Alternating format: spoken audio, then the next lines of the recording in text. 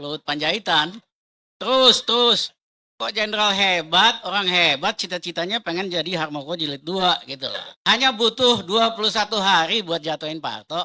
Bukan dingin bikin ibu kota baru. Ya itu proyek ngelindurnya Pak Jokowi yang dipaksain ABS sama para birokratnya. Anggota DPR anytime, sekarang anggota DPR-nya jadi taman kanak-kanak semua. Selama 9 tahun Jokowi, demokrasi dipreteli kok. Partai-partai dia kooptasi, 9 ketua umum. Nah, 32 tahun Orba tentu ada hasilnya. Saya ini oposisi, ditangkap, dipenjara sama Soeharto. Tapi saya fair katakan, selama Orba, satu ada stabilisasi ekonomi.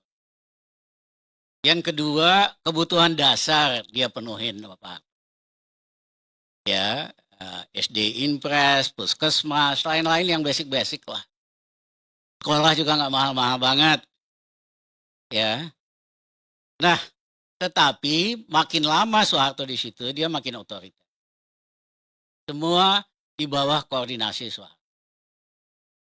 Tapi sebetulnya akhir 96, Pak Harto udah nyerah kok. Ya, dia katakan di rapat besar Golkar di Pekanbaru, karena Golkar selalu bilang Pak Harto lagi, Pak Harto lagi. Pak Harto katakan 98 jangan saya lagi dong. Saya ini udah top. Tua, ompong, peot, pikun. Jangan saya lagi dah. Tapi Harmoko sama Golkar terus saja. Persis kayak hari ini. Teman saya, ya kan? Temannya Bang Panda juga, Luhut Panjaitan. Terus. Kok jenderal hebat, orang hebat, cita-citanya pengen jadi Harmoko Jilid 2 gitu loh. Nah, saya sendiri akhir Oktober 97 berbicara di Seskogab, waktu itu Ari Kumat ketuanya, saya katakan, gambarkan kondisi Indonesia waktu itu, bagaikan bola kaca yang retak. Retak karena krisis ekonomi akhir 97, 98 akan lebih dahsyat lagi. Retak karena hitungan saya, bulan Maret, bulan April, Indonesia nggak bakal masalah dengan beras di kota-kota, dan terjadi. Yang ketiga, teman-teman pro-demokrasi udah nggak mau Pak Harto lagi. Yang keempat, Amerika juga udah nggak mau Pak Harto. Jangan maju lagi lah. Ya kan, mondel itu dikirim sama Clinton ke sini. Agar supaya terjadi transisi demokrasi setelah 98. Tapi karena tadi para penjilat di sekitar Soeharto terus dorong-dorong, akhirnya jatuhlah Soeharto. Nah, memang gerakan kecil-kecil melawan Soeharto udah lama lah, bertahun-tahun kecil. Belum pernah masif. Baru masif tanggal 2 Mei tahun 98. Yaitu ketika pemerintah mutusin naikin harga BBM 72%. Dimulai oleh mahasiswa UMI di Makassar. Terjadi demo besar, rusuh. Seminggu kemudian di Medan, seminggu kemudian ke Solo, akhirnya masuk Jakarta. Hanya butuh 21 hari buat jatuhin Pak Harto.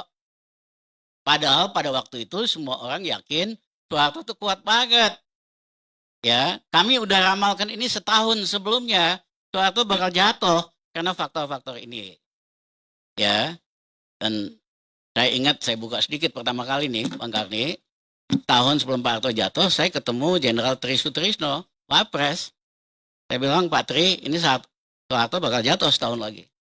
Dibantah-bantah sama Pak Tri, nggak mungkin begini, begitu, kuat kok. Saya bilang sama saya, Pak Tri, nggak usah debat. Catat aja, setahun lagi kita ketemu. Kalau kejadian, saya salah. Saya minta maaf. Kejadian semua apa yang kami ramal. Ya. Nah, hari ini Indonesia juga demikian. Matahari udah mau tenggelam nih. Iya kan? Masih aja yang ngaco-ngaco gitu. Nah, pertanyaannya, ada nggak hasilnya reformasi itu? Ada. Terutama awal-awal kebebasan pers kan diberikan oleh Pak Habibie. Ya, demokrasi diperkuat. Gus Dur juga orang yang hatinya pro demokrasi kayak Habibie. Kita nggak ada tuh panggil anggota DPR buat stop ngomong ini itu, mau demo silahkan. Yang kedua, apa namanya nih, nggak ada tuh istilahnya rekayasa DPR supaya manut sama kita, ya kan? Sementara ekonomi kita pulihkan dari -6 zaman Soeharto, minus 13 zaman Soeharto, zaman Habibie naik jadi positif minus sekian, tugas saya naikin ke 4,5, ya kan? Kita beresin ekonomi dalam waktu sangat cepat. Yang kedua, tadi Panda bilang pemberontakan PRRI Permesta karena daerah-daerah merasa gak adil.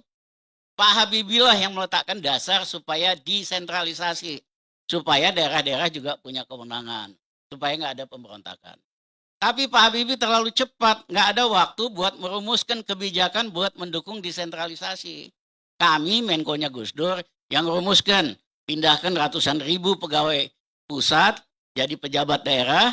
Yang kedua kita bikin bagaimana bagi subsidi dari pusat, alokasi umum. Kemudian kita bikin lagi undang-undang alokasi khusus supaya penghasil minyak bumi gas dapat persentase dari ekspor.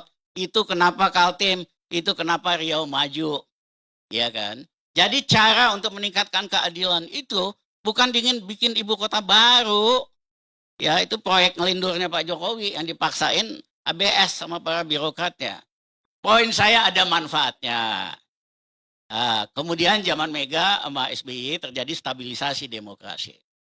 Nah, sayangnya pada masa itu mulai ketua umum partai ini bisa memecat anggota DPR. Ya, sebetulnya nggak boleh kecuali dia melakukan tindakan kriminal atau pemilihnya. Misalnya Eben di Kalimantan Utara, ya kan? Rakyat di situ merasa dia nggak kerja buat mereka, ya dia berhak usulin. Sehingga DPR itu hidup, ada masalah rakyat, dia wakili. Tapi karena dibikin aturan, ketua umum bisa mecat anggota DPR anytime, sekarang anggota DPR-nya jadi taman kanak-kanak semua. Jadi demokrasi, ya kan, paling berani kasih catatan-catatan lah kayak Masinton, ya kan. Tapi kan undang-undangnya substansinya sendiri nggak berubah.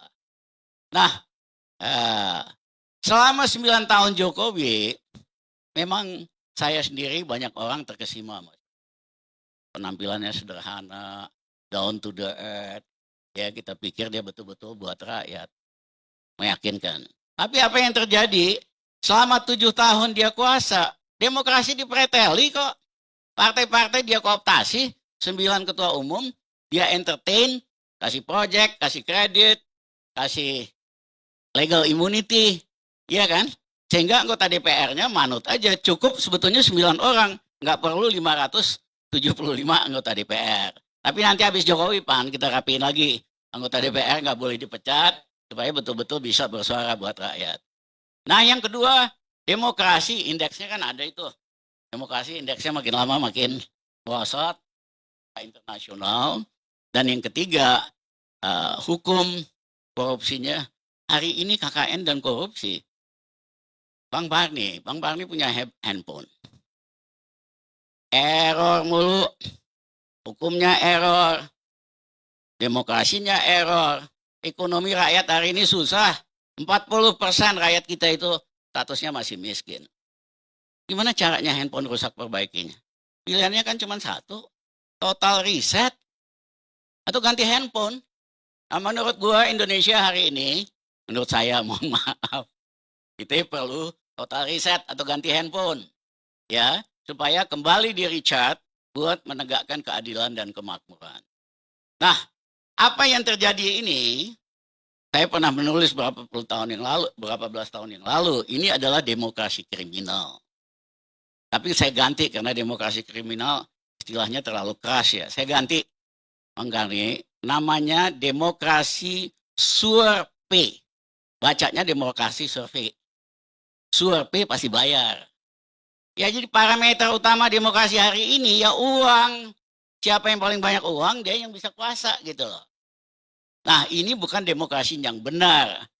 Ya karena uang, politik uang, hanya bisa dikalahkan dengan uang lebih besar. Dan uang lebih besar hanya bisa dikalahkan dengan militansi. Nah menurut saya kalau kita mau total reset, ya mau ganti handphone, harus ada militansi. Nanti kita benahin. Ya. Nah kuncinya dari tadi ngomong korupsi. Mohon maaf, biangnya korupsi itu sistem threshold. Karena mau jadi bupati mesti nyewa partai 60 miliar. Mau jadi gubernur mesti 100 sampai 200 miliar sewanya. Nah kebanyakan calon kan nggak punya uang. Akhirnya apa? Bandar sama cukong yang bayarin. Nah seandainya Eben menang, cukongnya bilang, Eben, ya kamu jadi bupati kan gara-gara aku. Kasih dong konsesi hutan, kasih dong konsesi tambang, bikinin dong gua real estate. Manut semua. Jadi yang terpilih dalam sistem demokrasi survei ini loyal sama cukong sama bandar. Jadi ini yang kita mesti ubah. Satu, cara ngubahnya, hapuskan threshold partai. Hapuskan threshold presiden, gubernur, dan bupati. Sehingga lebih kompetitif. Sehingga pemilihan itu tidak modal pencitraan doang. Pemilihan harus dengan leadership, dengan vision, dengan track record. Bukan modal survei, modal media berbayar, modal buzzer. Demokrasi Indonesia dibajak sama kelakuan kayak begini. Nah, Bung Karni, sistem kapitalis Amerika, seleksi kepemimpinannya kompetitif. Sehingga mereka bisa dapat gubernur, bupati, presiden yang bagus, cocok sama zamannya.